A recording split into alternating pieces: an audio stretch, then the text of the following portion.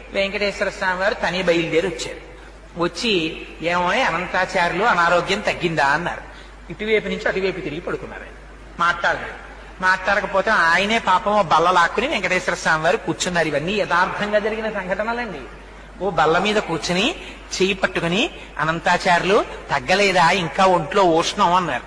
అంటే పాపం మీకు ఇప్పటికి తీరుబడి దొరికింది, మిమ్మల్ని నమ్ముకుని కొండ మీదకి వచ్చి ఇన్నాళ్ళ నుంచి పుష్పకైంకర్యం చేస్తున్నాను, 3 రోజులు అయింది జ్వరం వచ్చి పడి మంచాన, వచ్చి నన్ను పలకరించడానికి తీరుబడి కుదరలేదు, వైద్యుల్ని పంపిస్తానన్నావుట, ఏం పాపం నువ్వు వచ్చావేం ఖాళీ దొరికిందా అన్నారు. అంటే పోన్లేవయ్యా, మనస్సంతా కష్టపెట్టుకోకయ్యా, నీకు జ్వరం ఉందో లేదో చూద్దామని వచ్చాను. అనంతాచార్యులు నన్ను చూడాలన్న భక్తే తప్ప వైద్యులతో వైద్యం చేయించుకుందామని కూడా నీకు కోరిక లేదేమిటో, చూడు నీకు ఎలా తగ్గించేస్తానో అని ఒళ్ళంతా.